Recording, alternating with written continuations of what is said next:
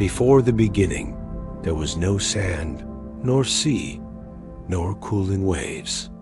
There was no earth, no grass, no heavens above. There was no sun, no moon, no gods. Forget the tales of a single benevolent creator, shaping the world from a place of light and love. Forget the idea of a universe born from a divine, orderly plan. The world of the Norsemen did not begin with a word, but with a collision. It was not born in warmth, but in a vast, cold, and screaming emptiness. It was a universe that had to be fought for, ripped from the jaws of chaos, and built from the corpse of a murdered monster. This is the story of that world, a story forged in fire and ice. In the time before time, there was only the Gin-Gap, a void, an abyss so deep and so vast that the mind cannot hold it.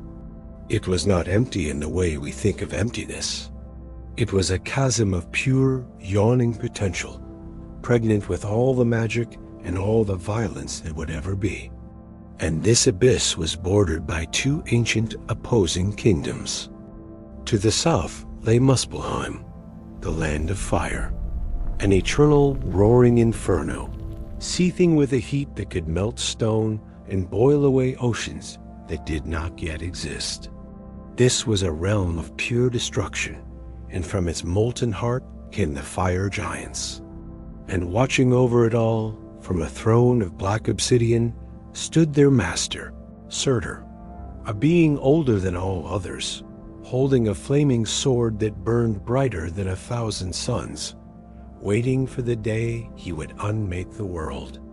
To the north lay Niflheim, the land of mist, a realm of unending winter, of primordial ice and suffocating darkness. From Niflheim flowed 12 great, venomous rivers of ice, known as the Olivigar.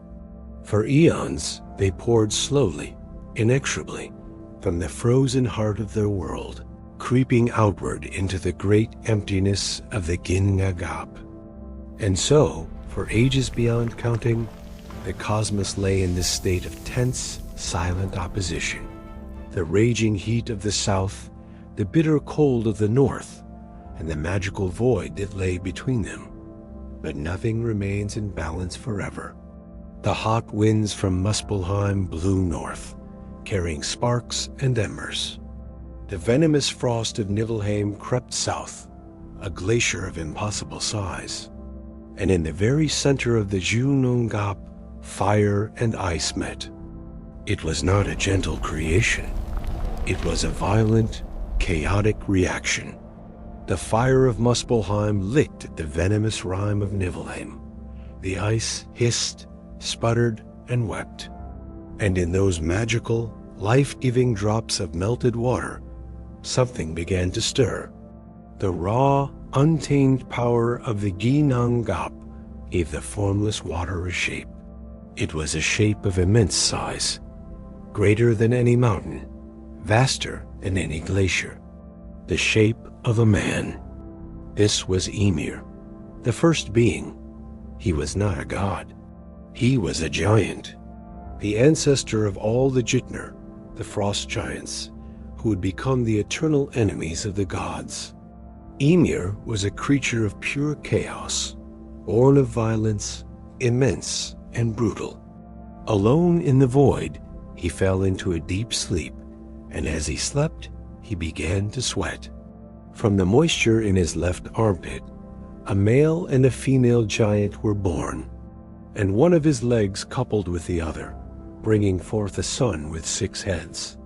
The race of giants had begun, but Ymir was not the only being to emerge from the melting ice. Next came a second creature, a cosmic cow of immense size. Her name was Audhumla, the great nourisher. As Ymir fed on the 4 rivers of milk that flowed from her udders, Audhumla herself found sustenance in the only other thing that existed, the vast, salty ice blocks that still filled the void. For 3 days, Audhumla licked the rhinestones. Her actions, seemingly simple, would change the destiny of the cosmos. On the first day, as the sun had not yet been created, her tongue uncovered the hair of a man buried in the ice. On the second day, she licked away more ice, revealing the man's head. And on the third day, she licked the ice away completely, and the entire being was freed. His name was Buri. He was not a giant. He was the first of the gods. And in time, he would have a son named Bor. The stage was now set for the conflict that would define the ages. The giants, born of Ymir's chaotic flesh, and the gods, uncovered by Audhumla's patient tongue. Bor, the son of the first god, looked for a wife, and he found one among his enemies. He married the giantess Bestla, daughter of one of the original frost giants. And from this union of god and giant, 3 sons were born. The first was named Vili, the second was named Ve, and the third, the greatest of them all, was named Odin. Odin and his brothers looked upon the Ginnungagap. It was a realm of chaos, dominated by the brutish and ever-growing Ymir and the giants that spawned from him. They knew that if a true world was ever to be built, a world of order, of light, of life, it could not coexist with this force of pure, untamed chaos. A choice was made, the first choice of the new gods. To create a world, they must first destroy the one that existed. They would commit the first murder. The war between the first gods and their grandfather Ymir was cataclysmic, but the 3 brothers were united in purpose. They fought with a fury that stunned the giants, and at last they succeeded. They killed Ymir. From Ymir's infinite wounds, so much blood poured forth that it created a deluge. A great, sweeping flood that drowned the entire race of giants he had created. All of them. All except 2 a giant named Bergelmir and his wife, who escaped the tide by climbing onto a wooden box. From them, a new diminished race of giants would descend, forever nursing a bitter grudge against the gods who had destroyed their world. The void was now empty, save for the 3 brothers and the corpse of their ancestor. And now the great work could begin. They would not create a world from nothing. They would build it, piece by bloody piece, from the body of their slain foe. It was a brutal, physical, and visceral creation. They took Ymir's flesh, and from it they fashioned the earth, packing it down to create the fertile lands and rolling plains. They took his immense, unbroken bones, and they heaved them upwards to create the mountains and the high, rocky ranges. His teeth and the shattered fragments of his skeleton they scattered across the land, and these became the cliffs and stones and boulders of the world. The blood that remained from the great flood they gathered into the deep chasms of the new earth, and this became the oceans, the seas, and the lakes. They curved the land around it, forming the coastlines. Then the 3 brothers took Ymir's colossal, hollow skull. They worked together to lift it, heaving it up over the entire earth to form the vault of the sky. To ensure it would never fall, they went to the 4 corners of the world and placed a dwarf at each point to hold it up for all eternity. Their names were Nordri, Sudri, Austri, and Westri North, South, East, and West. The sky was black and empty, so Odin reached back to the realm of fire, Muspelheim, and gathered its glowing sparks and embers. He cast them into the heavens, setting them in place.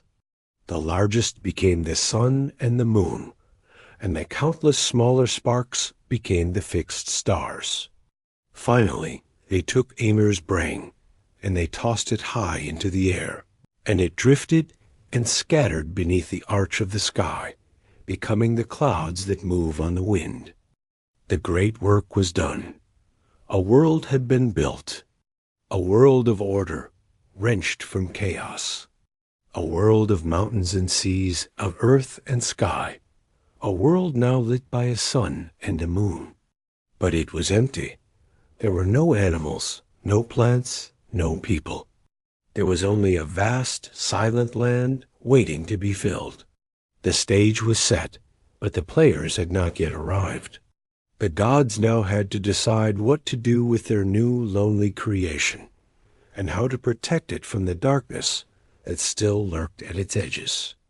The work of creation was complete, but the cosmos was a series of lonely, isolated lands. The new earth, which the gods named Midgard, or Middle Enclosure, was a vast and silent garden. Above it, the heavens were empty, save for the sun and moon. Below it, the primordial realms of ice and fire still churned. There was no order, no connection, no great design to hold this new reality together. And so, the gods undertook their second great act of creation. They would not build with flesh and bone this time. They would plant a seed. This was Yggdrasil, the world tree, an immense eternal ash tree, whose life force was the very life force of the cosmos. It was the axis of everything, the pillar that held reality together. Its branches reached higher than any mountain, providing a canopy for the heavens. Its three great roots dug deep into the worlds of gods, giants, and the dead, drawing sustenance from mysterious wells. Yggdrasil was not just a tree.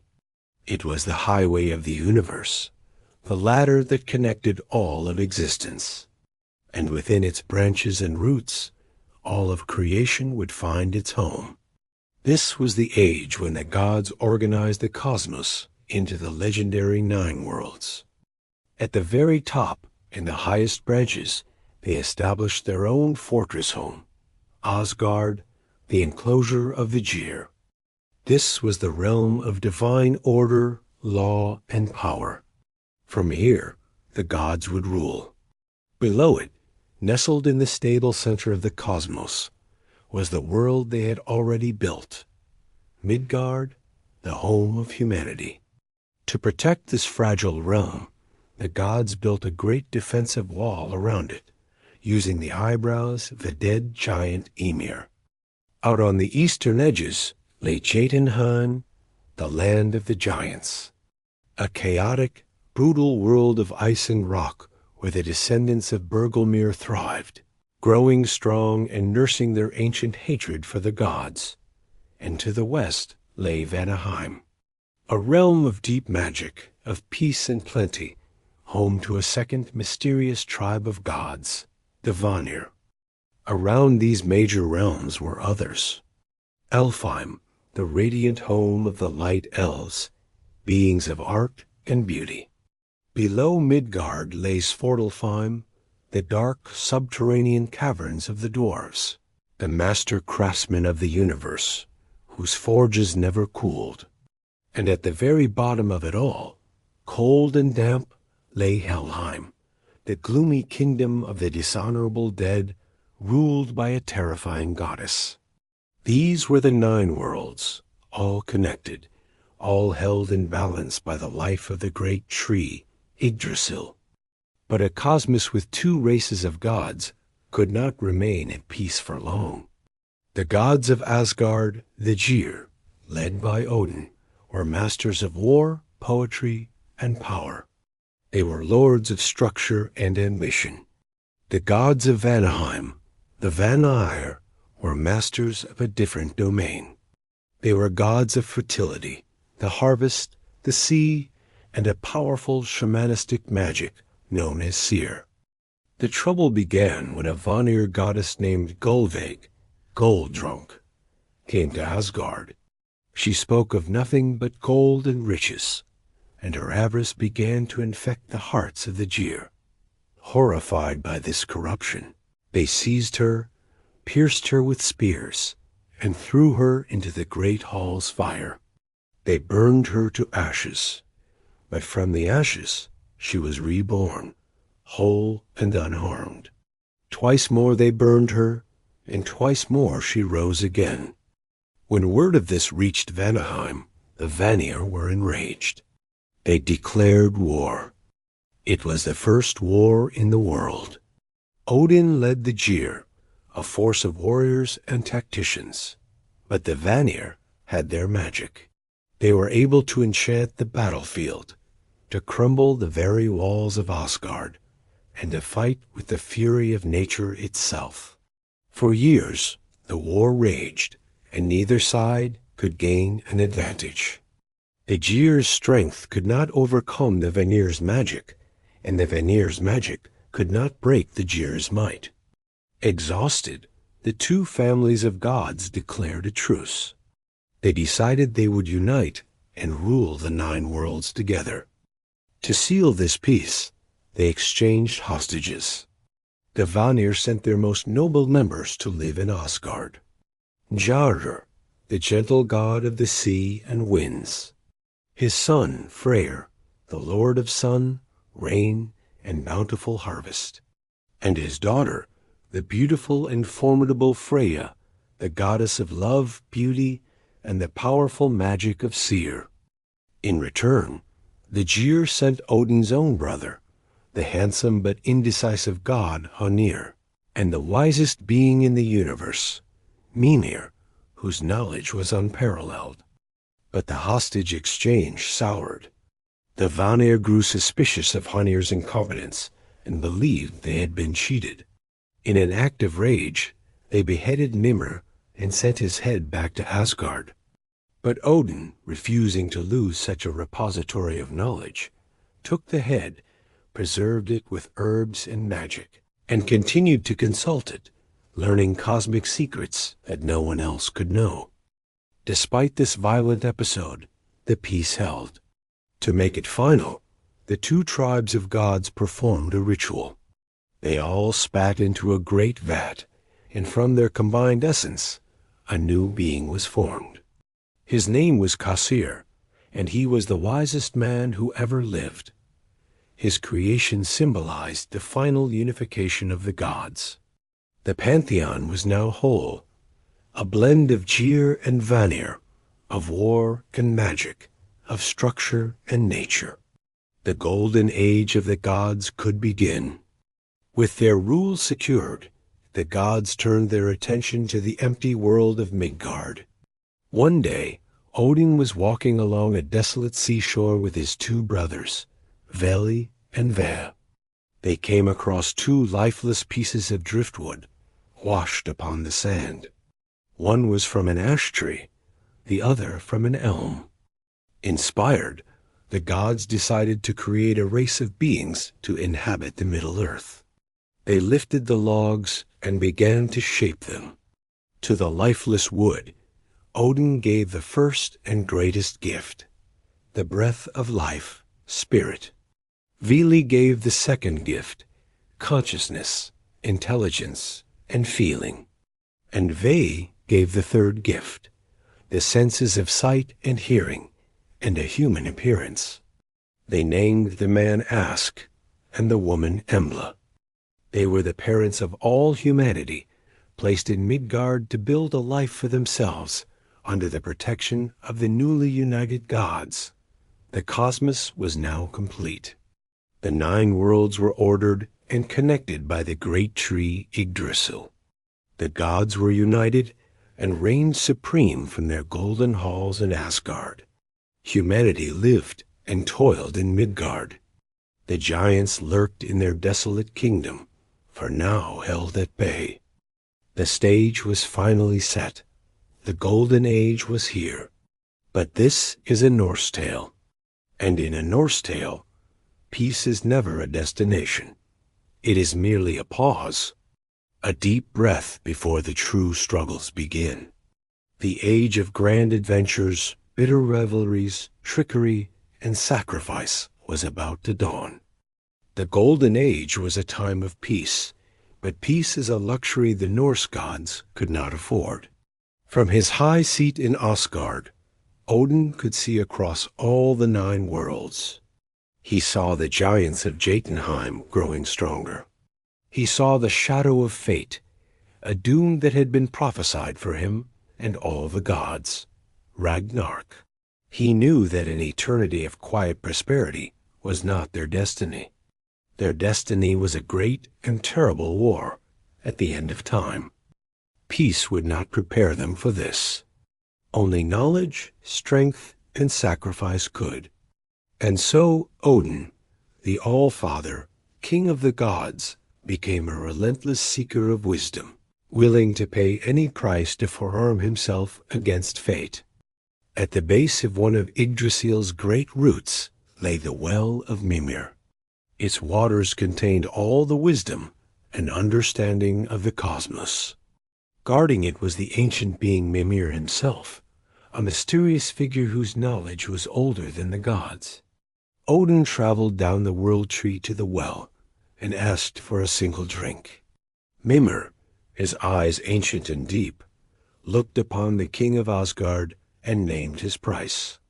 A drink from the well of knowledge must be paid for with a sacrifice of equal value. It must be paid for with a part of the seeker himself. Odin did not hesitate. He gouged out his own eye and let it sink into the depths of the well.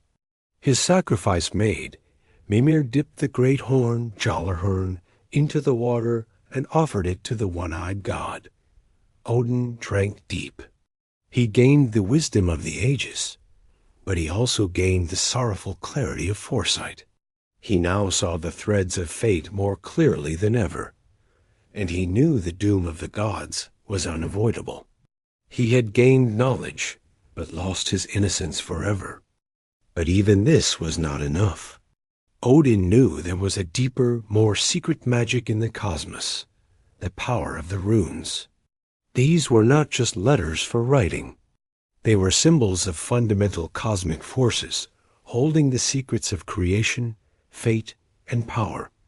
But they would not reveal themselves to just anyone. They demanded the ultimate sacrifice.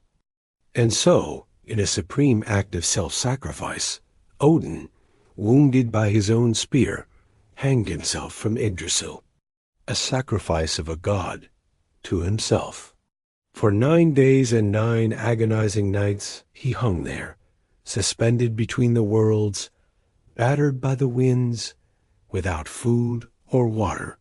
He hovered on the edge of death, his consciousness fading, peering into the abyss of non-existence. And there, at the very precipice, as he let out a final shuddering cry, the secret revealed itself. The runes yielded to his will. He saw them, understood them, and seized them.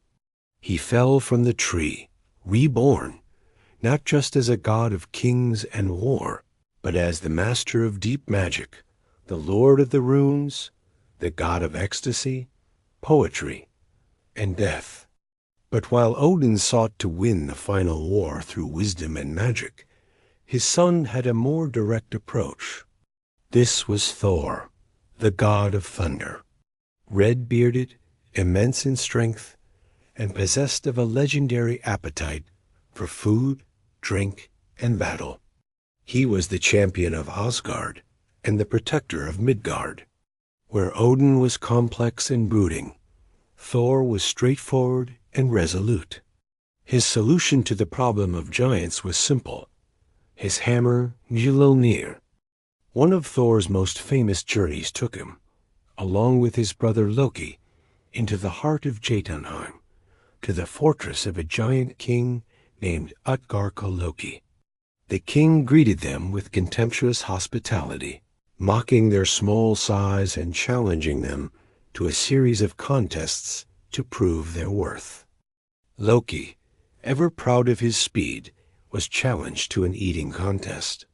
He devoured a trough of meat at incredible speed, but his opponent Logi consumed the meat, the trough, and the bones.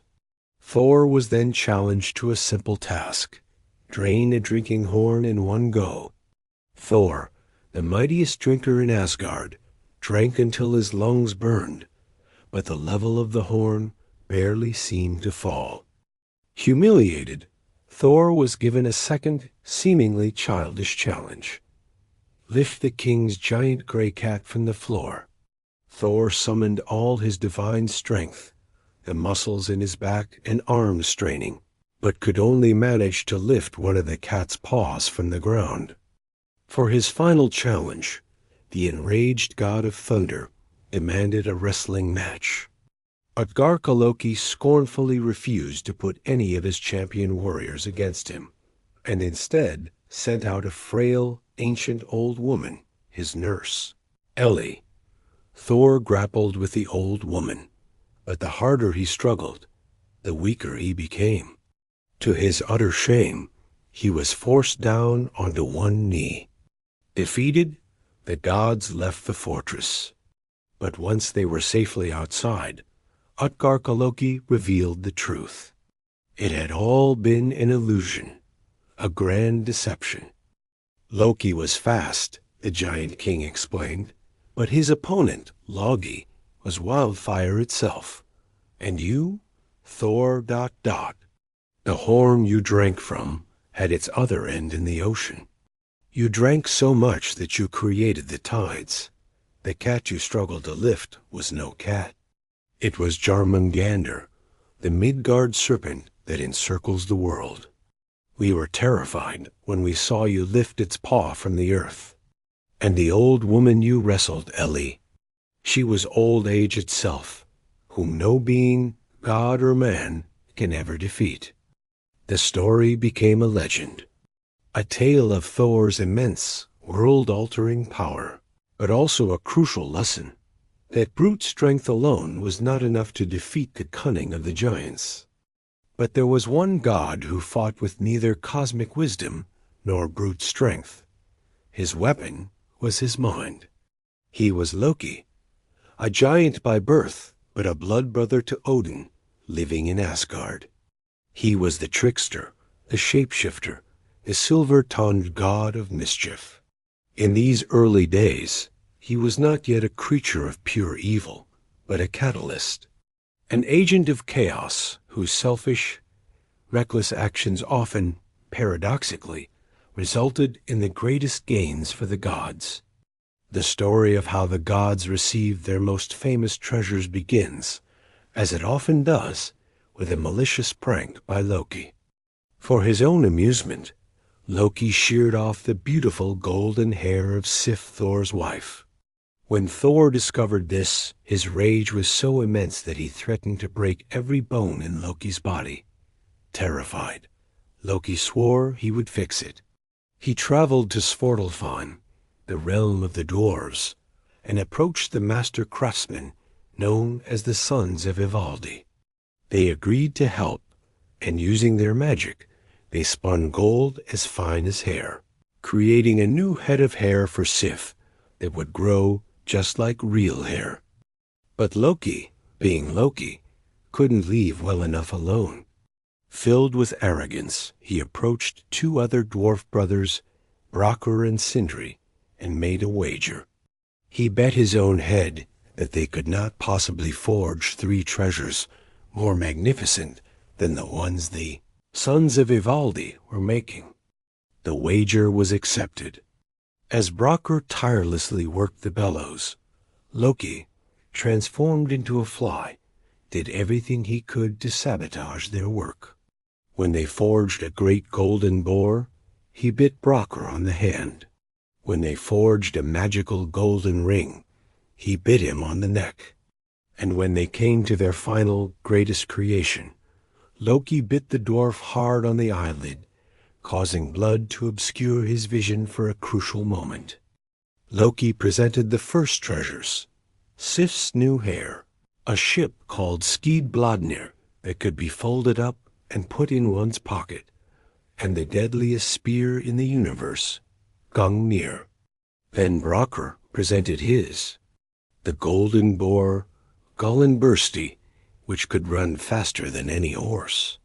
The golden ring, Draupnir, from which 8 identical rings would drip every 9th night. And finally, their masterpiece, a mighty war hammer.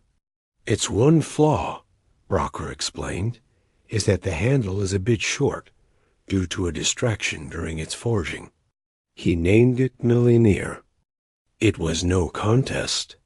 The gods unanimously declared Mjolnir, the great defender against the giants, to be the finest treasure of all. Loki had lost his bet, but Loki had one last trick.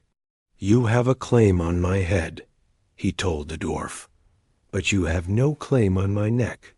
You may not cut any part of it." Cheated of his prize, the furious dwarf had to settle for a different punishment. To stop Loki's silver-tongued lies and boasts, he took an awl and a thong and sewed the trickster god's lips shut. And so the age of myth was defined. Odin, the one-eyed god of wisdom, armed with the secrets of the runes. Thor, the mighty champion, armed with the unbeatable hammer Mjolnir. And Loki, the catalyst, whose selfish chaos armed the gods for the very battles he would one day cause. Their personalities were set. Their tools were forged.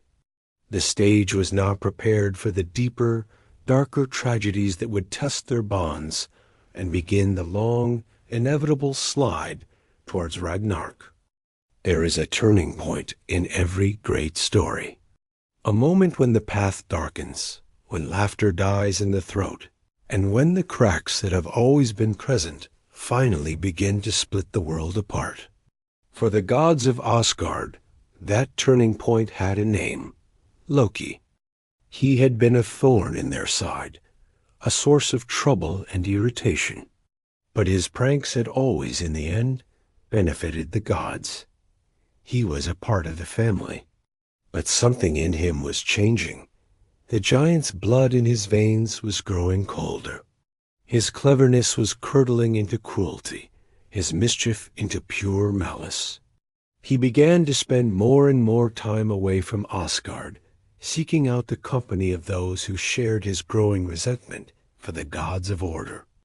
In the Iron Wood, he consorted with the giantess Angrboda, she who brings sorrow.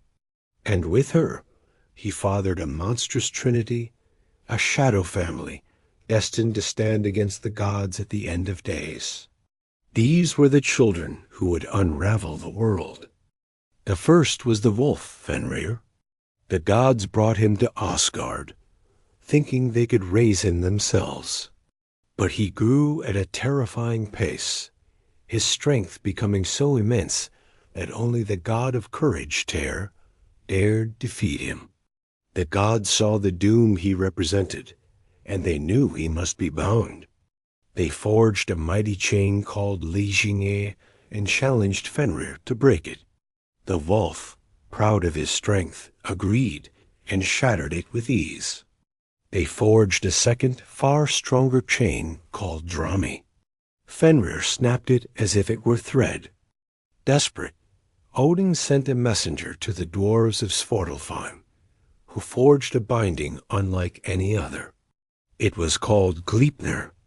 It was as thin and soft as a silk ribbon, but it was made from 6 impossible things: the sound of a cat's footfall, the beard of a woman, the roots of a mountain, the sinews of a bear, the breath of a fish, and the spit of a bird. Fenrir was no fool. He suspected trickery. "I will not let this ribbon be placed on me," he snarled, "unless one of you places his hand in my mouth as a pledge of good faith, a promise that you will release me if I cannot break it." The gods looked at each other in fear. None would volunteer. None except one. Tyr, the bravest of the gods, accepted the terms. He placed his hand in the wolf's great mouth. The gods bound Fenrir, who then began to struggle. He thrashed and pulled, but the more he strained, the tighter the magical ribbon became. He could not break it. When the wolf knew he had been tricked, he snapped his great jaws shut. And so the great wolf Fenrir was bound, but at a terrible price. The gods lost their honor, and Tyr lost his hand.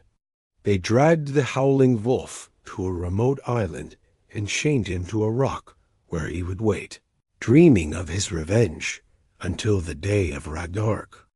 Loki's second child was the serpent Jormungandr. Odin cast him into the great ocean that encircled Midgard, hoping he would be lost in its depths. But the serpent grew and grew until his colossal body was long enough to wrap around the entire world, his own tail held fast in his venomous mouth. He became the world serpent, a permanent suffocating boundary around the realm of men, waiting in the abyss. The third child was a daughter named Hel. Her appearance was horrifying. One side of her body was that of a beautiful, fair-skinned woman.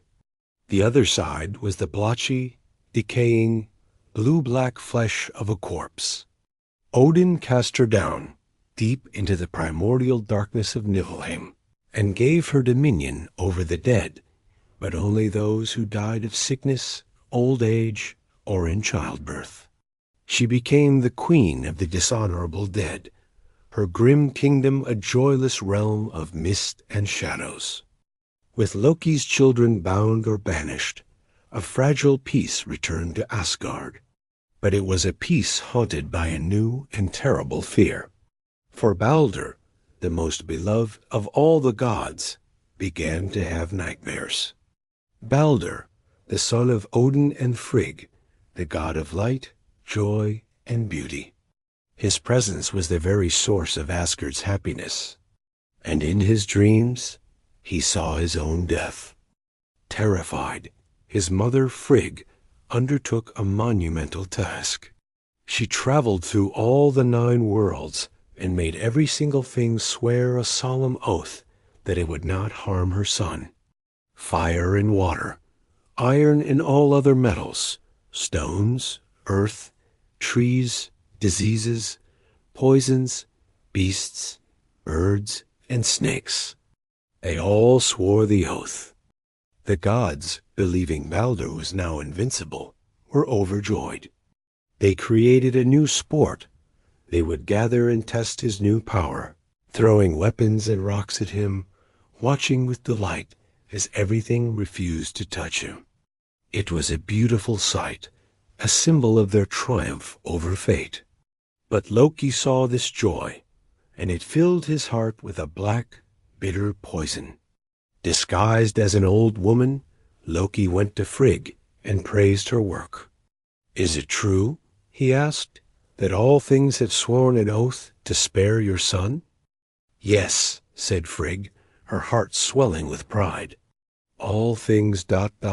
well, except for one. There is a little shrub that grows west of Valhalla. They call it mistletoe. It seemed too young and harmless for me to ask an oath from it." It was all he needed to hear. Loki found the mistletoe, and with a cruel smile, he returned to the field where the gods were playing. He saw Hr Balder's own twin brother, standing at the edge of the crowd. Hr was blind and could not participate in the game. "Why do you not throw something to honor your brother?" Loki whispered, his voice full of false sympathy. "Because I cannot see where he stands," Hr replied sadly, "and I have no weapon." "Do as the others do," said Loki, pressing the mistletoe dart into the blind god's hand. "I will guide your arm." Hr, wanting to share in the celebration, took the dart and threw it with Loki's guidance. The small, seemingly harmless sprig of wood flew straight and true. It did not swerve. It struck Balder in the chest. A silence fell over Asgard, a silence so deep and so terrible that it was a sound in itself. The gods were so overcome with grief and shock that they could not speak, they could not weep. They could only stare at the body of their fallen son. It was the worst deed ever done among gods or men. Eventually, Frigg's cry of anguish broke the silence. She begged for a volunteer, someone brave enough to ride the road to Helheim and bargain with the queen of the dead for Baldur's return. The god Hermor, called the Bold, stepped forward. He mounted Odin's 8-legged steed, Sleipnir, and galloped down the dark, echoing road to the underworld. For 9 nights he rode through valleys deeper and darker than any he had ever known. At last he came to the throne of the goddess Hel. He saw his brother Baldur sitting in the seat of honor beside her. Hermor pleaded for his brother's release, telling Hel of the great sorrow that had fallen over all the gods. Hel listened, her half-living face unreadable. "I will test the truth of what you say," she decreed. "If all things in the world, alive and dead, weep for Baldur, then he may return to you. But if any one thing refuses, he will remain with me." The messengers went out across the cosmos, and the great weeping began. All things wept. Humans, elves, dwarves, even the giants wept. The trees wept sap, the mountains wept water, the metals wept drops of dew. The world was united in its grief. The messengers, their task almost complete, were returning to Asgard, full of hope. On their way, they passed a cave, where they found a single giantess who was not weeping. Her name was Duk-Ki, meaning thanks. They begged her to shed a tear for Baldur, to release him from the darkness. The giantess sneered. "Duk-Ki will weep dry tears for Baldur's burial," she cackled. "Let Hel hold what she has." And with those words, the gate to Helheim slammed shut forever. The last hope was extinguished. The giantess, of course, was Loki in disguise. His betrayal was now complete. He had not only murdered the light of the world, he had ensured it could never return. Asgard was plunged into a grief from which it would never recover. The laughter was gone. The light was gone. And as the gods began the long, solemn preparations for Baldur's funeral, a chill began to creep into the air. The long, joyless winter was coming. Ragnarök was no longer a distant prophecy. It was now a debt, waiting to be paid. The great weeping had ended. The gate to Helheim was sealed. And in the silent, joyless halls of Asgard, the gods' sorrow finally gave way to a singular, unifying purpose: vengeance. There would be no more tolerance, no more forgiveness. Loki, the blood brother of Odin, the architect of their despair, had to be found and made to pay a price as eternal as their grief. Loki knew they would come for him. He fled to a remote mountain and built a house with 4 doors so he could watch in all directions. By a nearby waterfall, he often took the form of a salmon and hid in the rushing water. But he could not hide from the All-Father's sight. The gods closed in. They fashioned a net, and after several attempts, they cornered the salmon and seized it. Thor grabbed the slippery fish, his grip so tight that salmon have been tapered at the tail ever since. They dragged Loki, now back in his own form, to a dark and desolate cave. Their punishment was a thing of nightmares, a horror born from their immense sorrow. They brought forth Loki's 2 sons by his wife, Sigyn. In an act of terrible magic, they transformed the son Valai into a ravenous wolf, who immediately set upon his own brother, Narfi, and tore him to pieces. The gods took the entrails of the murdered Narfi, and through their magic, they turned them into chains of iron. With these, the entrails of his own son, they bound Loki across the 3 great stones. The god Skahai, whose father Loki had also killed, then took a venomous serpent and fastened it to the rock above Loki's head, so that its poison would drip eternally onto his face. Only his wife, Sigyn, remained loyal. She sits with him in the darkness, catching the serpent's venom in a bowl. But when the bowl is full, she must turn away to empty it. And in those moments, the poison drips onto Loki's face. He writhes in such unimaginable agony that the whole earth trembles. And that is what we mortals call an earthquake. There he would remain, bound by his son's guts, tortured and screaming, until the end of the world. And the end was not long in coming. With Balder gone, the balance of the world was broken. A terrible cold descended upon the 9 worlds. This was the Fimbul winter, the mighty winter. For 3 full years, there was no summer, no spring, no autumn. Only winter, followed by winter, followed by yet more winter. The snow fell from all directions, the winds howled, and the frost was merciless. In Midgard, all bonds of kinship broke down. Humanity was plunged into a desperate, lawless chaos. Brother killed brother for food.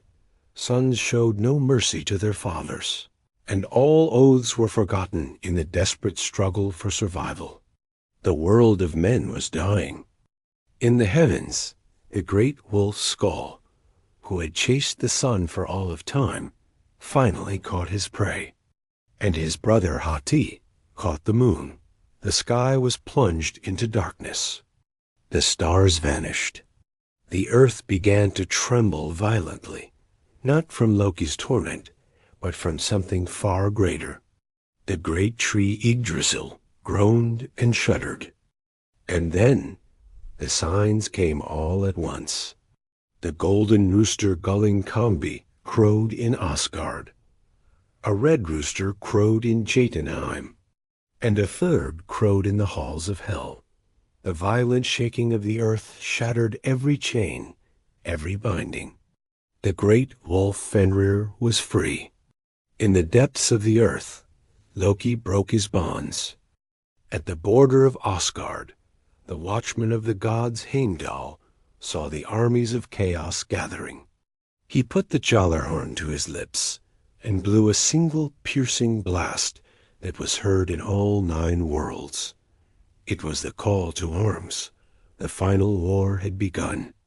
From the halls of Valhalla, Odin led the Einherjar, the spirits of the greatest human warriors, who now marched their final battle. But from the east came their foes.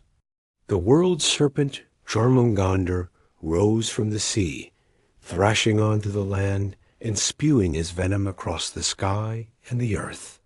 From the north came a ship, steering through the rising tides.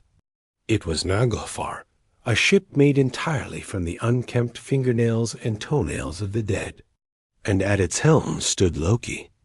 Fenrir the wolf galloped onto the plain, his lower jaw scraping the earth, his upper jaw touching the sky, fire burning in his eyes. And from the south, the sky itself split open. The Bifrost Bridge, the rainbow path to Asgard, shattered as Surtur and the fire giants of Muspelheim rode forth, their leader's flaming sword burning brighter than the sun. The final battle had come. Odin, the All-Father, clad in his golden helmet, charged directly at the great wolf Fenrir. It was a battle between the king of the gods and the son of chaos. But the prophecy could not be undone. Fenrir opened his colossal jaws and swallowed the god of gods whole. But Odin's death was instantly avenged. His son, Völva, the silent god, stepped forward. He placed his enchanted boot on the wolf's lower jaw, grabbed his upper jaw with his bare hands, and with the strength born of pure vengeance, he tore the great wolf apart. Across the battlefield, Thor finally met his ancient foe. The clash between the god of thunder and the Midgard serpent shook the world. With a final desperate cry of rage, Thor raised Mjolnir high and brought it down upon the serpent's head, killing it. He was victorious. But as he turned from the corpse, he was showered in its black venom. The champion of the gods took 9 stumbling steps and then fell to the earth, dead. The god Freyr, having long ago given away his magic sword, fought the fire giant Surtur with nothing but a deer's antler, and was quickly cut down. The one-handed god of courage, Thor, fought the guard dog of hell, Garm, and the 2 mortal enemies killed each other. And finally, the 2 great rivals, the polar opposites, met for the last time. Heimdall, the shining guardian of order, fought Loki, the dark agent of chaos. They battled with a hatred as old as the world itself, and in a final bloody exchange, they ran each other through. The gods were gone. The champions were dead. The war was over. Surtur, the guardian of Muspelheim, now stood victorious upon the corpse-strewn plain. He lifted his flaming sword, the weapon destined to end the world. He swung his sword, and the fire that had existed before the world now came to claim it. The flames consumed everything. Midgard, Asgard, Jötunheim, all the 9 worlds burned. The great tree Yggdrasil, the pillar of creation, burned. The boiling sea rose up and swallowed the scorched earth. The stars fell from the sky into the hissing waters. Everything became smoke and fire, and then ... nothing. There is nothing. No sound, no light, no life. The age of gods and giants, of heroes and monsters, is over. The great prophecy has been fulfilled. The universe has been unmade. But the daughter of the old sun, a child born before the great wolf devoured her mother, now takes her place in the new sky. And beneath her gentle, warming light, something begins to stir in the depths of the sea. The earth rises again from the waves, green and beautiful. The fields begin to grow crops of their own accord, without the need for toil or struggle. The eagle returns to hunt fish in the waterfalls. The chaos is gone. The venom has been washed away. The world is pure once more. And on this new earth, the survivors begin to gather. From the dark halls of Helheim, freed by the destruction of the old worlds, Balder the Beautiful returns. The light of the world is restored, and with him walks his brother, Hr, the slayer and the slain, the blind and the beautiful, their past sins and sorrows washed away in the fire and the flood. They are reconciled, their brotherhood remade in a world without malice or deceit.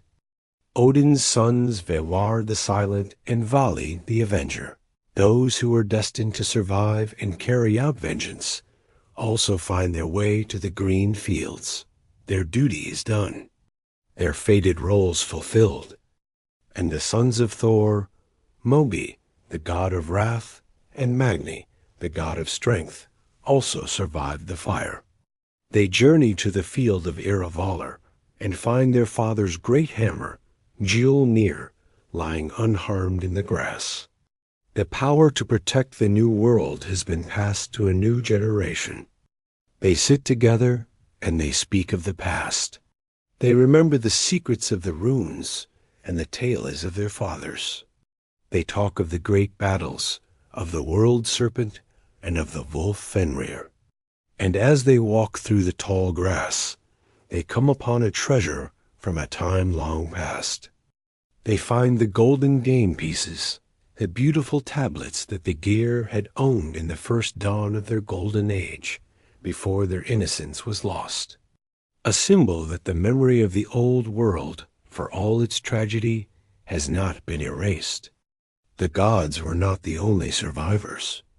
Before Surtur's fire had consumed everything, 2 mortals had found refuge by hiding deep within the wood of the world tree itself, a place the flames could not reach.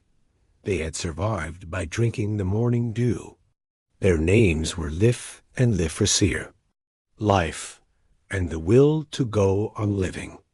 From these two, a new race of humanity will be born, a race that will live in peace, without fear of war, famine, or the meddling of bitter gods. A world without giants to threaten them or a prophesied doom to fear. And so the great saga ends. It is a story that reveals the heart of the Norse worldview. Their gods were not perfect, all-powerful beings. They were flawed, brave, and tragic figures who knew, from the very beginning, that they were doomed to die.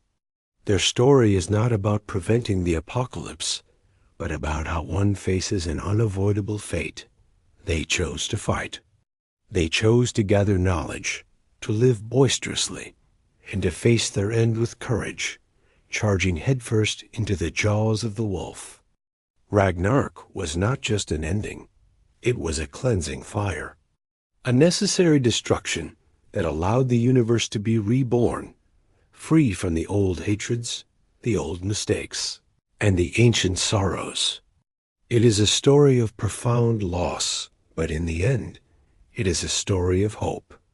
A hope for a better, greener world, rising from the ashes of the old. The gods of Asgard Odin, the All-Father. We have seen his deeds. The god who led the war against the first giant, who built the world from its corpse, who sacrificed his eye for wisdom and hanged himself for magic. But who is he? To understand the Norse pantheon, we must first attempt to understand its enigmatic king. He is not a simple god of righteousness or a benevolent father figure. He is a creature of immense, terrifying complexity and contradiction. He is the All-Father, the king of Asgard, the guardian of order. And he is the Wanderer, a gray-bearded vagrant who trades his throne for the dusty road. He is the god of war, who chooses the slain for his great hall. And he is the god of poetry, who can weave words to bind the minds of men. He is the lord of the hanged, the master of the gallows. He is the god of ecstasy, magic, and madness. He has hundreds of names, for he has hundreds of faces. This is Odin. First and foremost, Odin is a seeker. More than any other god in any other pantheon, his defining characteristic is a relentless, insatiable hunger for knowledge. While other gods seek power, wealth, or pleasure, Odin seeks wisdom, and he understands a fundamental, brutal truth of the Norse cosmos, that all true knowledge must be paid for. There are no gifts. There are only transactions, and the currency is sacrifice. The currency is pain. He gave his eye for a single drink from the well of wisdom, trading physical sight for cosmic insight. It is the perfect metaphor for his existence. He looks upon the world not with two eyes, but with one seeing less of the surface, but more of the truth that lies beneath. He does not see things merely as they are. He sees them as they are connected, as they were, and as they will be. He sits on no cushioned throne. His seat is High-Skjalf, the watchtower, and from it he can gaze into all the 9 worlds. But even this is not enough. Every morning at sunrise, he sends out his 2 raven spies, Hugin, thought, and Munin, memory. They are extensions of his own consciousness. They fly across the cosmos and see all that he cannot, returning at dusk to perch on his shoulders and whisper all the news of the universe into his ears. He is the best informed being in all of creation, yet he is forever anxious. As he himself says in the old poems, I fear for Hugin that he may not return, but I fear more for Munin. He fears losing his memory, his connection to the past, even more than he fears losing his thought, his connection to the present. This relentless quest for knowledge often drove him to leave the splendors of Asgard behind. He would travel the roads of Midgard in disguise, most often as a gray-bearded old wanderer named Grimnir, the Masked One. He would challenge kings, giants, and even dwarves to contests of knowledge, wagering his own life just for the chance to learn a new secret or prove the depths of his wisdom. He understands that a king who sits only on his throne knows nothing of his kingdom. True wisdom is found among the common folk, on the dusty road, and in the halls of one's enemies. But this gathering of knowledge has a single grim purpose. Odin is not a scholar. He is a general, preparing for an unwinnable war. This is his second great face, the god of war.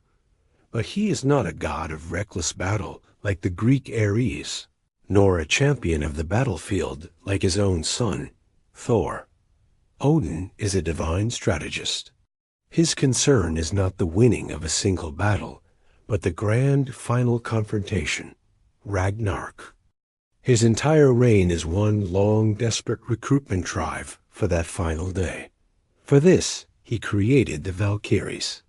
These formidable warrior goddesses are his agents on the battlefields of men.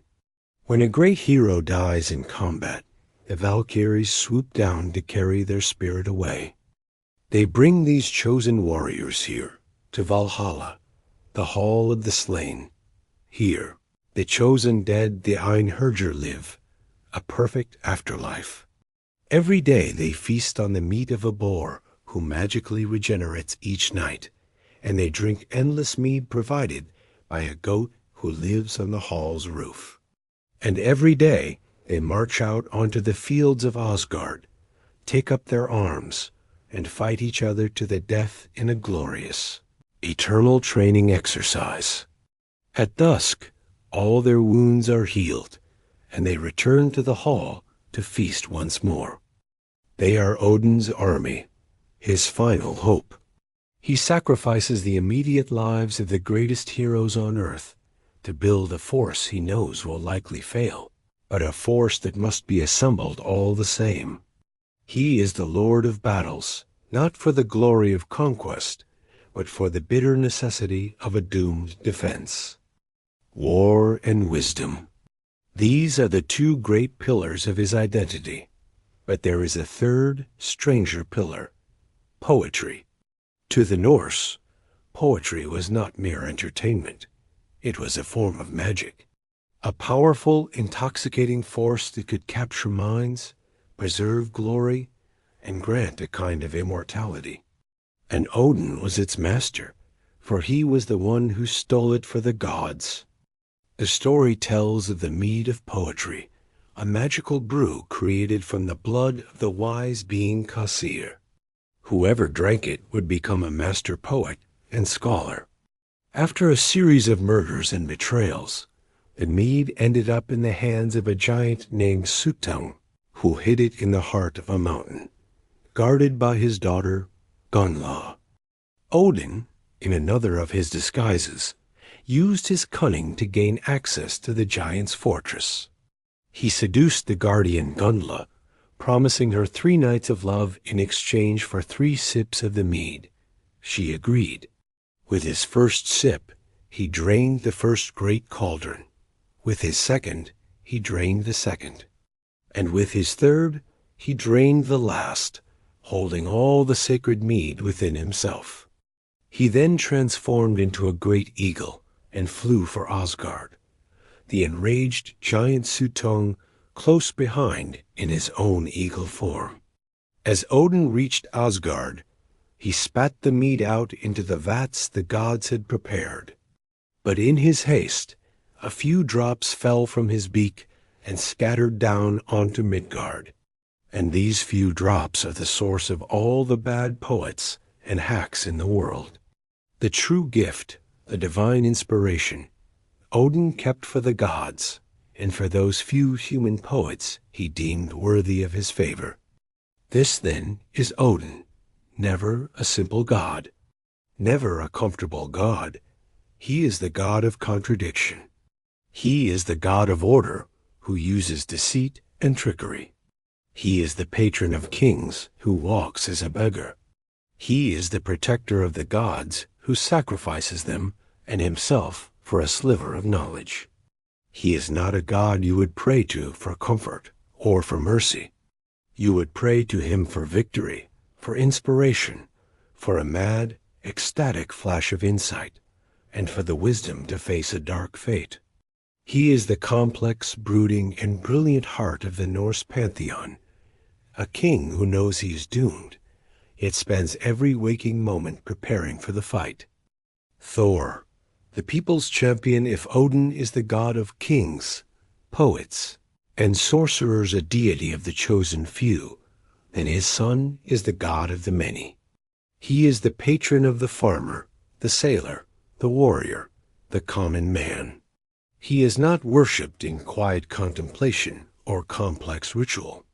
He is felt in the rumble of a summer storm, seen in the flash of lightning, and trusted in the heat of battle. He is the simplest of the gods to understand, and the most difficult to defeat. He is the son of Odin and Jair, the earth itself. He is the champion of Asgard, the eternal enemy of the giants, the protector of Midgard. This is Thor. Where Odin is subtle, Thor is direct. Where Odin schemes, Thor acts. He possesses none of his father's patience for riddles or political maneuvering.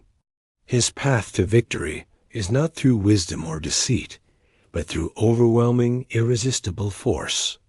He is the embodiment of strength, the divine representation of raw power used in the service of protecting order. His temper is as quick and violent as a thunderstorm, but often just as quick to pass, leaving a clear sky behind it. His appetites are legendary. At one feast, he is said to have eaten an entire ox and 8 salmon and drank 3 barrels of mead. He is loud, jovial, and possessed of a simple warrior's honesty. He is the strong arm of the Jir, the one they call upon when the walls of Asgard are threatened and a direct solution is needed. To aid him in his sacred task of fighting the forces of chaos, Thor possesses 3 great treasures. First, the belt of strength, Midgard. When he wears this magical girdle, his already immense divine strength is doubled. Second, the iron gloves, Jarngreipr. He needs these to handle the raw power of his third and greatest treasure. And that, of course, is the mighty warhammer Mjolnir, forged by the dwarves Brakr and Sindri. It is the most powerful weapon in the 9 worlds. It is a weapon of pure destruction.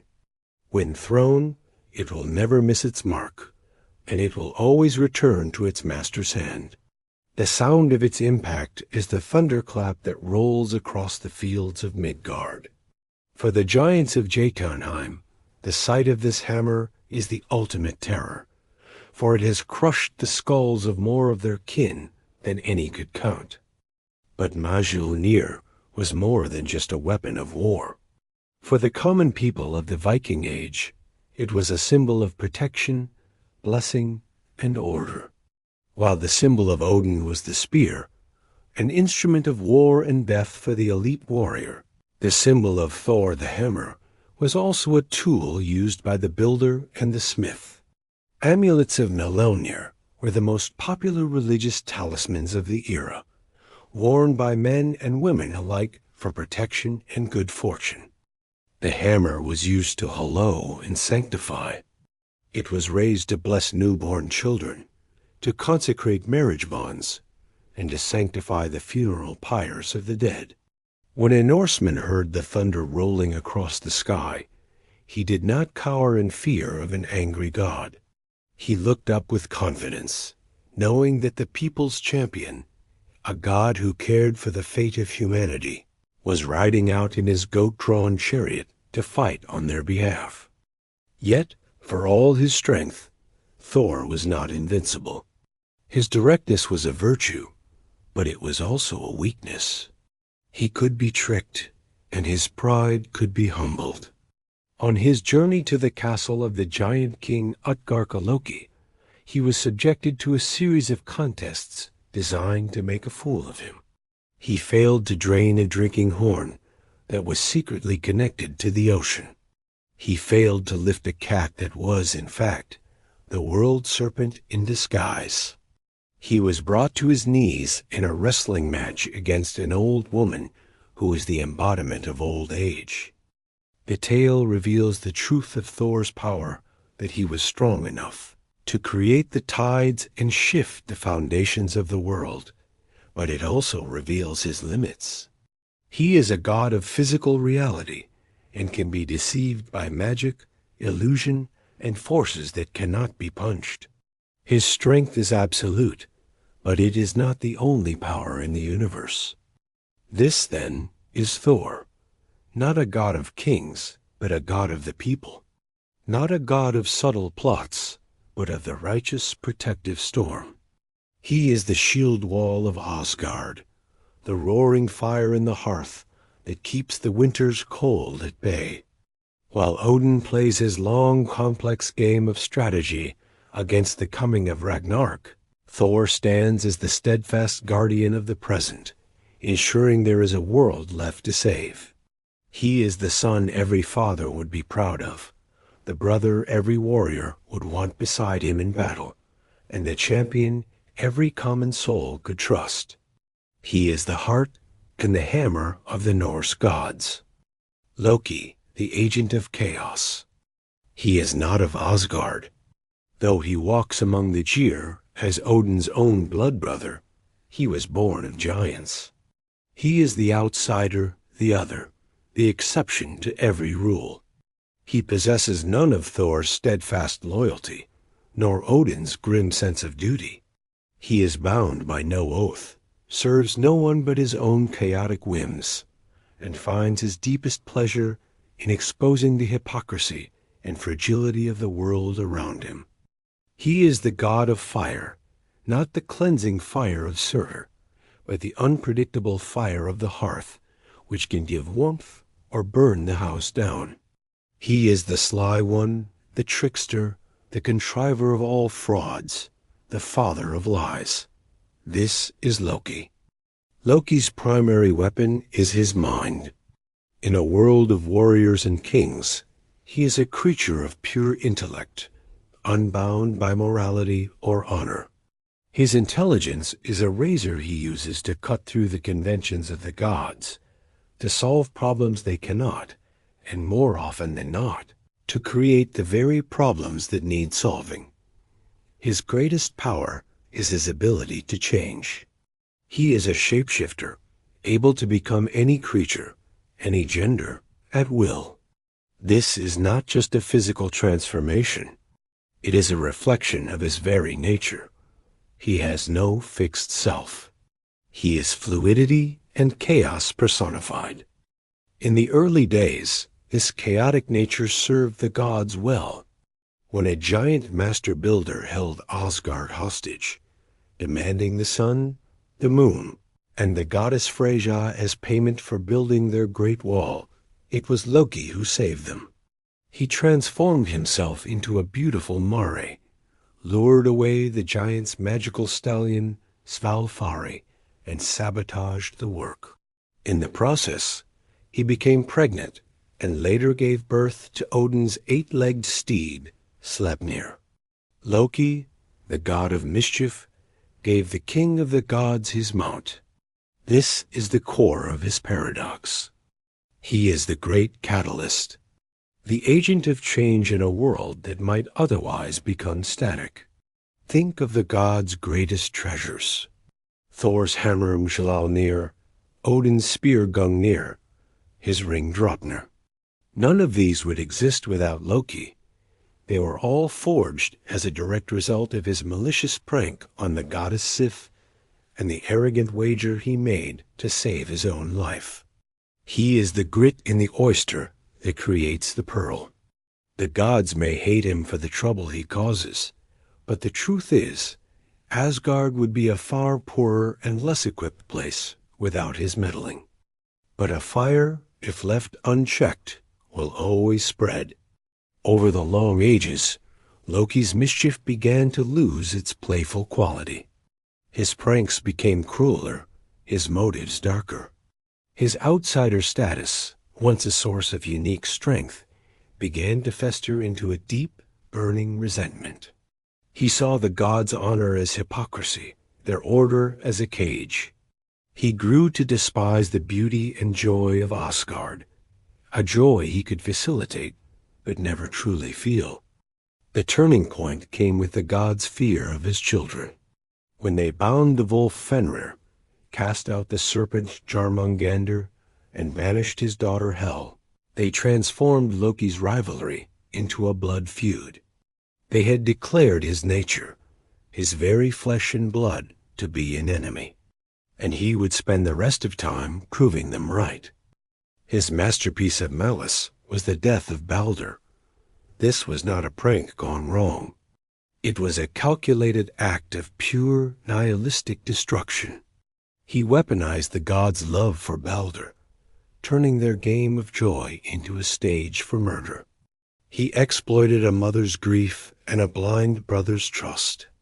Each step was a masterclass in psychological cruelty, and his final act sealed his transformation from trickster to fiend.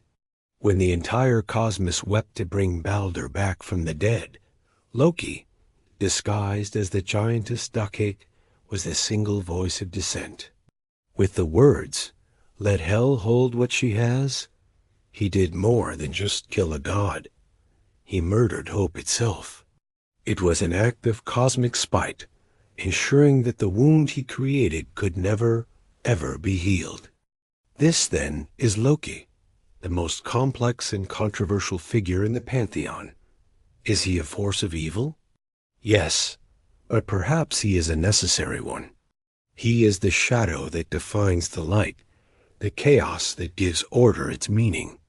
He is the constant test, the force that pushes the other gods, that reveals their weaknesses, and ironically, forces them to acquire their greatest strengths. The entire Norse saga, from the building of Asgard's wall to the final fires of Ragnarök, is driven by his actions. Without Loki, the story of the Norse gods would be a short one. With him, it is an epic tragedy. He is the flaw in the design, the beautiful, thinking poison, the god who will bring about the end of all things, perhaps just to see what happens next. Where did the gods live? Where did they battle? Where did the souls of mortals go after death? To the Norse mind, the universe was not a simple three-tiered structure of heaven, earth, and hell. It was a far more complex and interconnected reality, a cosmic tapestry of distinct but linked realms. These were the 9 worlds, and all of them, every single one, existed within the branches and roots of a single colossal entity, the Great World Tree, Yggdrasil. To understand their world, we must travel this tree. It is the axle of the universe, the source of all life, the witness to all of fate. So let us begin our journey, as the gods would, from the very top. High in the sunlit canopy of Yggdrasil lies Asgard, the enclosure of the Gyr. This is not a paradise of soft clouds and cherubs. It is a divine fortress, a realm of order, law, and power, surrounded by a great impenetrable wall, built by a giant who paid for his hubris with his life. This is the seat of power for Odin, Thor, and the gods of war and lineage. Here you will find the great halls. Gladsheim, the shining hall where Odin's high seat, Hlyskjalf, is located. And greatest of all, Valhalla, the hall of the slain, its roof tiled with golden shields, where the spirits of chosen human warriors feast and fight until the end of time. Asgard is connected to the world of men by a bridge of shimmering, burning light, the Bifrost, a rainbow guarded day and night by the ever-vigilant god Heimdall. Asgard is the symbol of divine order, a bastion of light against the darkness that surrounds it. Also at this high level, though its exact location is a mystery, lies Vanaheim. This is the home of the Vanir gods Njardir, Freyr, and Freya. Vanaheim is not a fortress, but a realm of deep, ancient magic, of peace, and of natural abundance. Its halls are not made of gold, but of living wood and earth. It represents a different kind of power than Asgard, not the power of kings and warriors, but the power of the land itself, of the sea, of life, fertility, and prosperity. The long and bitter war between Asgard and Vanaheim, and their eventual union, represents the eternal Norse theme of reconciling the forces of civilization and the wild. Just below the realms of the gods is Alfheim, or Ljusalfheimr. This is the home of the light elves.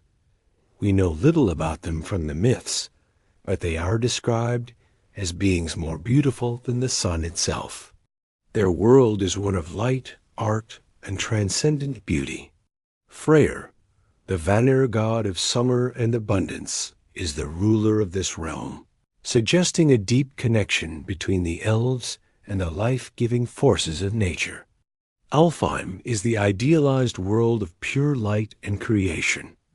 At the very center of the cosmos, held in the trunk of Yggdrasil, is our own world, Midgard, the middle enclosure. This is the realm of humanity, the world of mortals. It is the only world that is fully visible, fully real to us. But to the Norse, it was a fragile place, constantly besieged by forces from other realms. It was surrounded by a great, impassable ocean, and in the depths of that ocean, the world serpent Jormungandr lay, biting his own tail, forming a boundary of terror.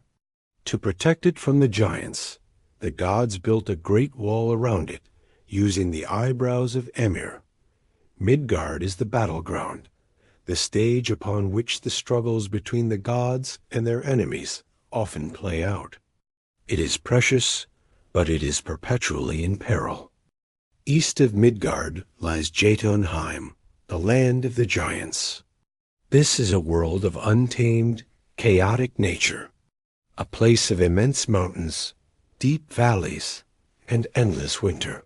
Here, the frost giants, the Jötnar, live in their crude fortresses, like the castle of Loki, nursing their ancient grudge against the gods.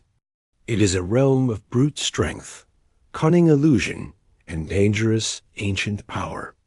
The gods, especially Thor, travel here often, not as guests, but as raiders and enemies, forever pushing back against the encroaching chaos that Jötunheim represents. Deep within the earth is Svartalfheim, the realm of the dark elves, more commonly known as the dwarves. Some sources call this world Nidavellir, the dark fields. This is a subterranean world of caverns, mines, and great, echoing forges. The dwarves are the master craftsmen of the universe. They are smiths and enchanters of unparalleled skill, but they are also portrayed as greedy, grumpy, and treacherous. It was here that Loki wagered his head, and from these forges came the gods' greatest treasures, Mjolnir, Gungnir, and the golden ring Draupnir. Svartalfheim is the source of the world's greatest technology, hidden deep beneath the ground. At the very bottom of the cosmos lie the three primordial realms. The first is Niflheim, the world of mist. This is a realm of pure elemental cold that existed before creation itself, a place of endless darkness, fog, and rime ice. It is from the venomous rivers of Niflheim that the first giant Ymir was formed. It represents the cold, dark, formless void at the beginning of all things. Opposite Niflheim is Muspelheim, the land of fire, the primordial realm of heat, lava, and destruction that also existed at the dawn of time. This is the home of the fire giants and their great lord Surtur. The sparks from Muspelheim became the stars in the sky, but its ultimate destiny is to provide the fire that will consume the universe. Muspelheim is the all-consuming destructive fire at the end of all things. And between these two, situated under the northernmost root of Yggdrasil, lies our final destination, Helheim, the realm of the dead. But this is not the fiery hell of other religions. It is a cold, damp, and miserable place. This is where the souls of those who died of sickness, old age, or any dishonorable death are destined to go. It is ruled by Loki's daughter, the terrifying goddess Hel, her half-living, half-dead face a grim reflection of her kingdom. To enter Hel, a soul must cross a roaring river on a bridge guarded by a giantess, and pass the terrible hound Garm. It is a realm of quiet, gray, eternal boredom, a fate that any Viking warrior would dread. Asgard, Vanaheim, Alfheim, Midgard, Jötunheim, Svartalfheim, Niflheim, Muspelheim, and Helheim. These 9 worlds form the stage for the entire Norse saga. They are a universe of stark contrasts, of fire and ice, of glorious light and profound darkness, of divine order and monstrous chaos. To travel through them is to understand the soul of the people who imagined them, a people who saw themselves living in a fragile, precious middle ground, protected by brave but flawed gods, and surrounded on all sides by a beautiful but ultimately dangerous universe. The stories of Odin, Thor, and Loki were not just entertainment for a winter's night. For the people of the Viking Age, the farmers, sailors, craftsmen, and warriors of Scandinavia, this was reality. Their faith was a living, breathing force that shaped their understanding of the world, their communities, and their own destinies. It was a religion less concerned with written scripture and dogma, and more concerned with action, honor, and fate. To understand the Viking mind, we must first understand their concept of Wyrd, or fate. At the base of the world tree, by the well of sat the 3 Norns Urgandi, and Skuld. They were the weavers of fate, spinning the thread of every life, for every being in the cosmos, including the gods themselves. To the Norse mind, one's ultimate destiny was set. Not even Odin could change what the Norns had woven. This did not lead to a passive existence. On the contrary, it created a powerful drive. If the end of your story was already written, the only thing you could control was how you played your part. The goal was not to live a long life, but to live a glorious one.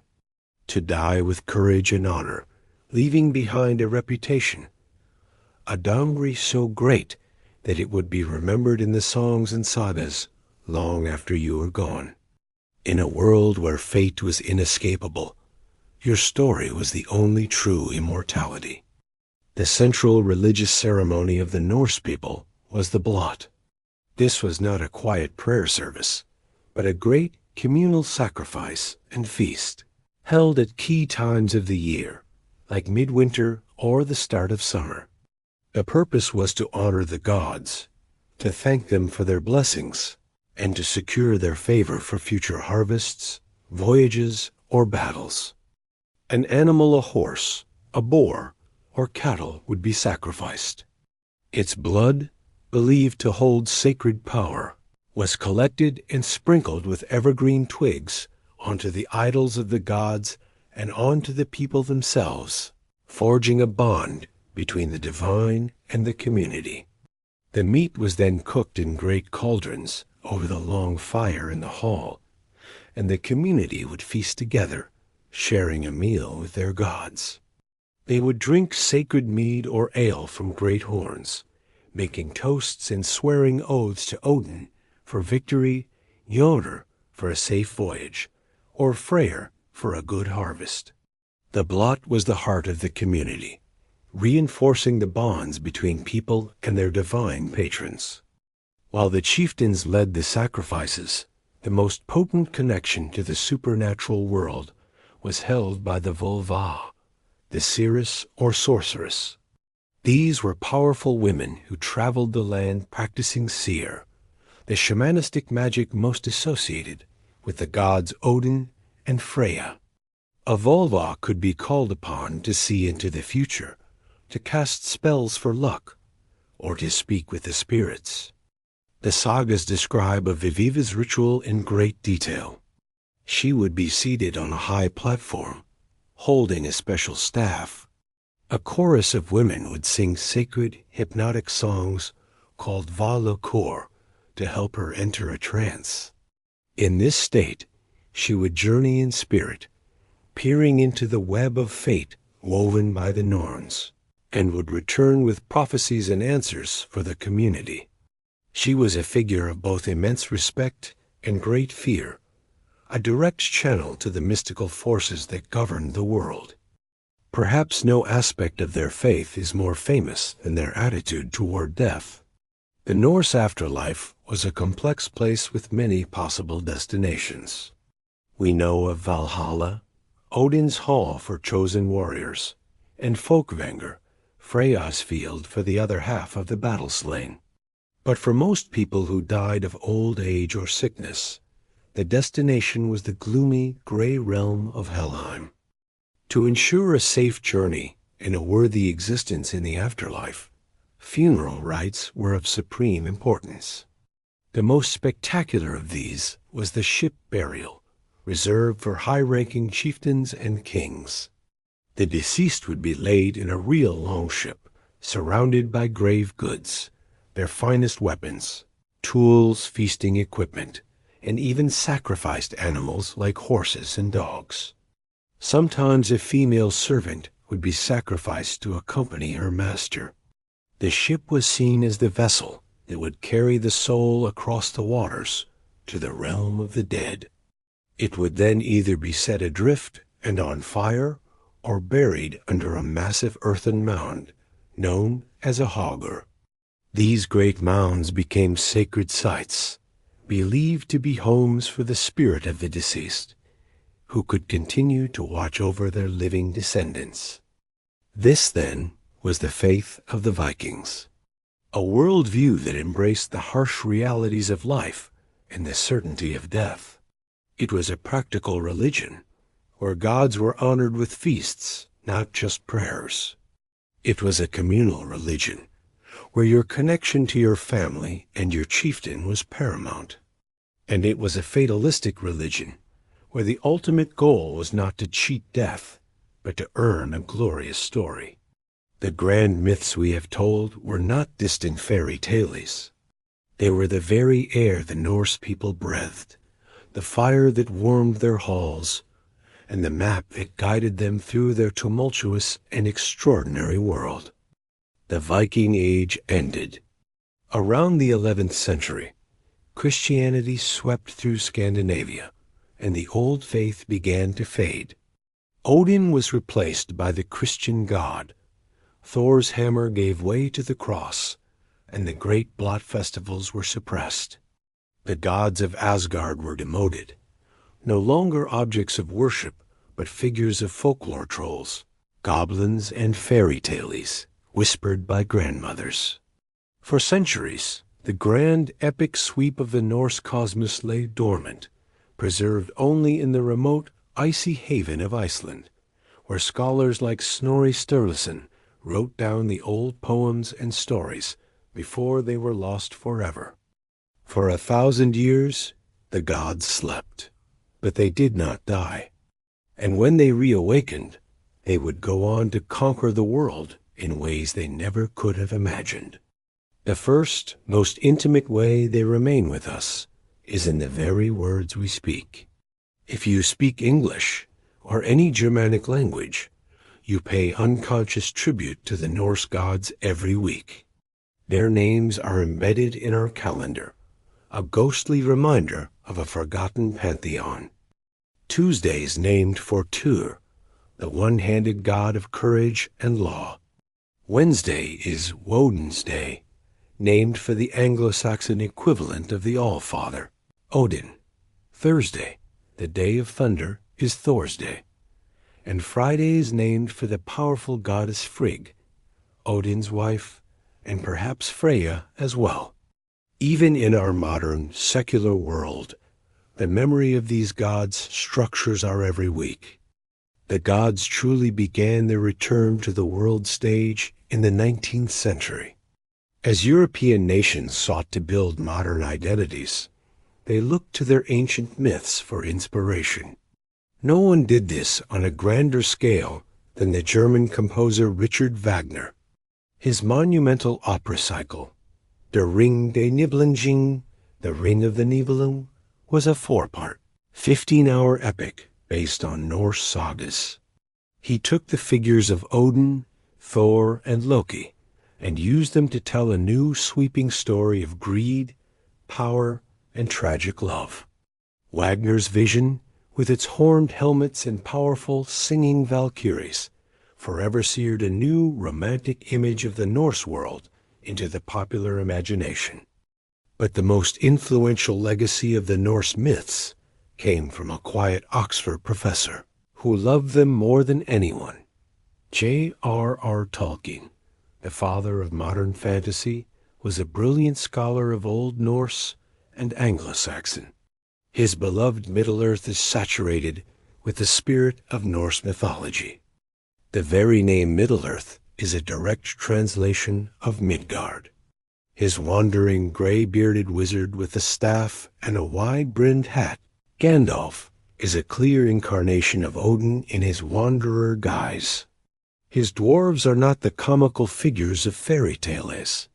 They are the grim, proud, gold-loving craftsmen of Svartalfheim, and many of their names, Thorin, Dwalin, Fili, Kili, are taken directly from a list of dwarves in the Norse poem, the Völuspa. The concept of elves as a wise, ancient, and fair race, the discovery of magical runes, the talking dragon guarding a hoard of gold, the sense of a world steeped in a long, sorrowful history, all of this is pure Tolkien. But its roots are buried deep in the soil of Norse myth. Almost every fantasy novel, film, or game you enjoy today owes its shape to Tolkien, and Tolkien owes his to the sagas of the North. And then, in the 1960s, the gods took their most dramatic leap. In the pages of Marvel Comics, writer Stan Lee and artist Jack Kirby were looking for a character powerful enough to challenge the Hulk. They found their answer in Asgard. They transformed the Norse gods into a race of superpowered, spacefaring aliens. Thor became a clean-shaven, caped superhero. Asgard became a glittering, rainbow-hued dimension. And Loki, Thor's evil stepbrother, became one of the great supervillains of modern fiction. This adaptation, amplified by the global phenomenon of the Marvel Cinematic Universe, has done more than anything else to make the Norse gods household names. For billions of people, the primary image of Thor is not a red-bearded thunder god in a goat-drawn chariot, but a hero played by Chris Hemsworth. This modern mythology, layered over the ancient one, has guaranteed that these characters and their stories will live on for generations to come. Today, we are living through another great Norse revival. Best-selling authors are retelling the sagas. Blockbuster video games allow players to experience Ragnarök firsthand. The stories of Odin, Thor, and Loki are reware, constantly being reinterpreted, reimagined, and reborn. From the days of our week to the fantasy worlds we escape to, from the opera house to the movie theater, the legacy of the Norsemen is woven into the very fabric of our culture. They have survived the death of their religion and the passage of a millennium. They have done this because their stories speak to something timeless within us. their unflinching look at fate, their belief in courage in the face of certain doom, and their creation of gods who were not perfect, but were powerful, passionate, and profoundly human. The Vikings may have vanished into the mists of history, but their gods, through the immortal power of their stories, have truly conquered the world. And so our journey through the world of Norse myth comes to a close. We have traveled from the highest shining branches of Asgard to the misty, gray shores of Helheim, mapping the very structure of the Norse cosmos. We brought that cosmos down to earth, into the smoky longhouses of Midgard, to see how a living faith was practiced, a faith defined by fate, community, and a profound connection between the world of mortals and the halls of their gods. And finally, we followed the ghostly afterlife of those gods, watching them fade from religion into folklore, only to be reborn in our language, our art, and our greatest works of modern fantasy. What we find is a story that is so much more than just a myth. It is a complete worldview, one that is at once a grand cosmic map, a practical guide for living, and an immortal cultural inheritance that has refused to be forgotten. The power of the Norse saga lies in this unique triple nature. It is vast enough to contain 9 worlds, real enough to be believed by a seafaring people who faced life with grim courage, and resonant enough to still be heard today in our stories, our games, and even the names of our days. But now we turn the question to you. What part of this world fascinates you the most? Is it the sprawling, mystical geography of the 9 worlds? The raw, historical reality of the Viking faith? Or the incredible legacy these stories have left on our modern world? Let us know in the comments below. If you enjoyed this deep dive into the heart of the North, please consider liking this video and subscribing to our channel for more journeys into history and myth. Your support is the wind in our sails. Thank you for joining us on this exploration, because whether it's written in the ancient runes or projected on a movie screen, a powerful story is the one thing in the cosmos that can truly achieve immortality.